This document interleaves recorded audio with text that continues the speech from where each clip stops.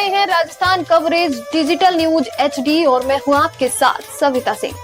हम आपको रूबरू करवाएंगे राजस्थान एवं अन्य राज्यों की हर छोटी बड़ी खबरों एवं पॉलिटिक्स से जुड़ी खबरों से। तो चलिए देखते हैं क्या है आज की खास खबरें। सत्ता से हटते ही कांग्रेस मानसिक रूप से विचलित हो जाती है। सतीश पूनिया, जोधपुर। भाजपा के पूर्व प्रदेश अध्यक्ष सतीश पूनिया का कहना है कि कांग्रेस पुरानी पार्टी है, लेकिन लोकतंत्र के बारे में उन्हें अभी बहुत कुछ सीखना बाकी है। जोधपुर में भाजपा के पूर्व प्रदेश अध्यक्ष सतीश पूनिया का कहना है कि कांग्रेस सत्ता से हटते ही मानसिक रूप से विचलित हो जाती है। सत्ता हटते ही वे सब भूल जाते हैं, लेकिन उन्हें नैतिक प्रशिक्षण की काफी जरूरत है। शनिवार को जोधपुर आए पूनिया ने विधानसभा में कांग्रेस के विधायकों द्वारा हंगामा किए जाने के सवाल पर जवाब देते हुए कहा कि कांग्रेस पुरानी पार्टी है, अभी भी लोकतंत्र के बारे में उन्हें बहुत कुछ सीखना है।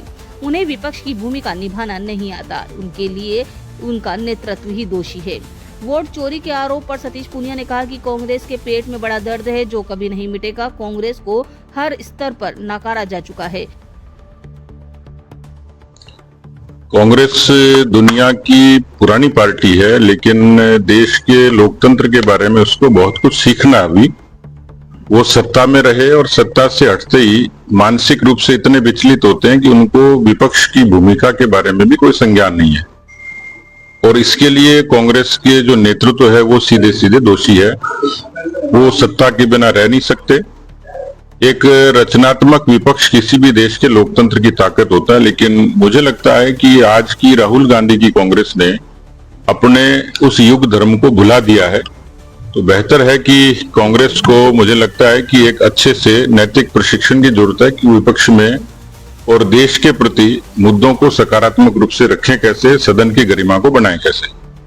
कांग्रेस लगातार वोट चोरी का आरोप लगा रही है पूरे देश भर में जो है।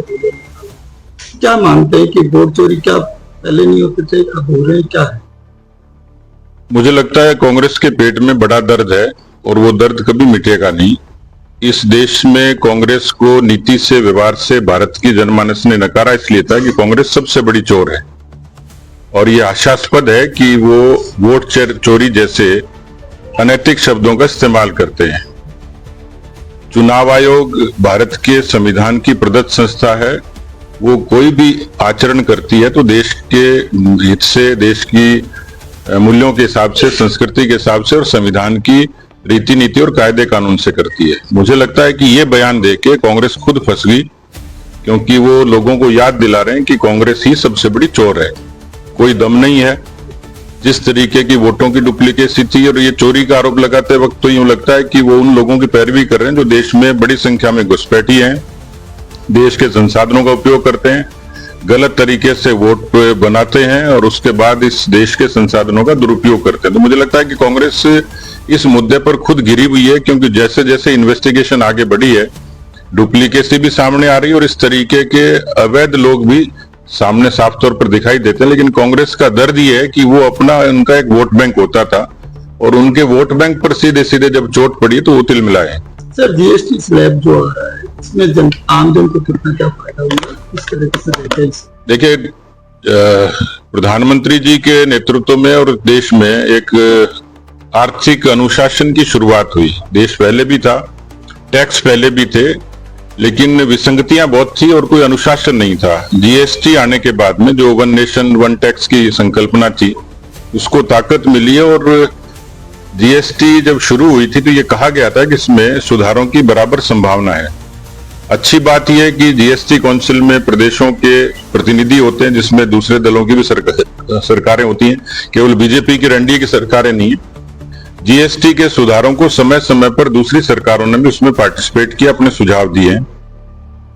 ये जो सुधार हैं ये क्रांतिकारी हैं, क्योंकि एक अरसे से मांग थी। लेकिन मैं देखता हूं कि प्रधानमंत्री जी की कथनी और करनी में कोई फर्क नहीं है। उन्होंने स्वतंत्रता दिवस पर यह ऐलान किया कि जीएसटी में हम लोग सहूलियत देंगे, और चंद दिनों के भीतर ही उसका फैसला हो गया। दूध से लेकर, दवाई से लेकर आम आदमी के जीवन में काम आने वाली सब चीजें, तो इससे महिलाओं को, युवाओं को, किसानों को, गरीबों को, मजदूरों को और एमएसएमई को, जो अर्थव्यवस्था की आज की रीढ़ है किसी भी प्रदेश और देश की, उसको ताकत मिलेगी। सर राजनीति में अगर राजनीति होती है उसमें माता और पिता पर जो आरोप लगाए जाते हैं कितने हद तक सही मानते हैं और जो लगाए जा रहे हैं मोदी की मां पर क्या कहेंगे? देखिए, मैं व्यक्तिगत तौर पर इस बात का हामी हूं कि राजनीति में शब्दों की मर्यादा होनी चाहिए, वो चाहे किसी भी दल का हो, भले मेरे दल का भी हो। लेकिन पिछले कुछ अरसे से, जैसे मैंने कहा अपने पहले बयान में भी, कि कांग्रेस ने इस देश में शब्दों की भी और आचरण की मर्यादा खो दी है। उन्हीं के मंचों पर जब देश के प्रधानमंत्री की माताजी के बारे में अपशब्द कहे जाते हैं तो ये बहुत ही इस तरीके का अक्षम्य अपराध है, और मुझे लगता है कि कुछ कहने की आवश्यकता नहीं है कि देश की जनता उनको माफ नहीं करेगी। ऐसे ही फिलहाल के लिए बस इतना ही, मिलते हैं इसी प्रकार की अगली खबर में। तब तक के लिए बने रहिए हमारे साथ और देखते रहिए Rajasthan coverage digital news HD।